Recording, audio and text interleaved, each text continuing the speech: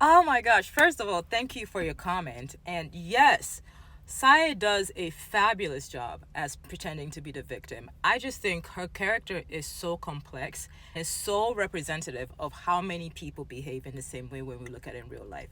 People, in their envy, in their jealousy, in their insecurity, mask themselves to mimic those who are around them, right? And then they get to the point where there is a desire to receive the same outcome as the person that they are envious of, thinking that if they steal their man, if they steal their job, if they steal their friends, whatever, they're going to receive the same outcome.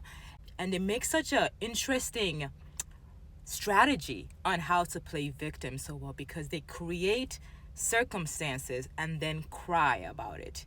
And I always think it's so sad when you think about the people who believe it, because people who behave in such narcissistic tendencies, I wouldn't consider Sai to have a narcissistic personality disorder or so, but people who behave in such narcissistic tendencies have a uncanny ability to weaponize other people's empathy, weaponize other people's sympathy, weaponize other people's support for their own benefit.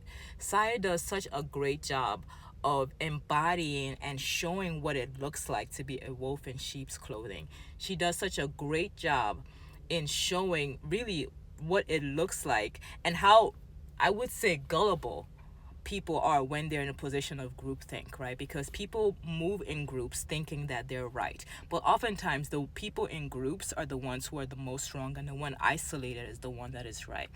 Wow. I'm so glad that you caught how Saya does a great job of painting, being the victim, and painting Momo as somebody that she's not. And honestly, I think that people in human behavior, there's a natural tendency to assume that the one that is not in the group is wrong. People have a tendency, because we're herd animals, right? We're very pack animal-ish. So those who are individuals, those who have their own personality, those who have their own strength, are often demonized and are often shamed and villainized, because how could you not want to be like me? Saya does a great job of garnering support while isolating Momo. And the irony is, Momo also does a great job of showing what it looks like to turn that isolation, that villainization, demonization into her own strength in her own way. It's such a messy anime, but it just really describes human behavior and human dynamics in such a beautiful way. Thank you for your comment again. I really appreciate it. I hope you have a fabulous day.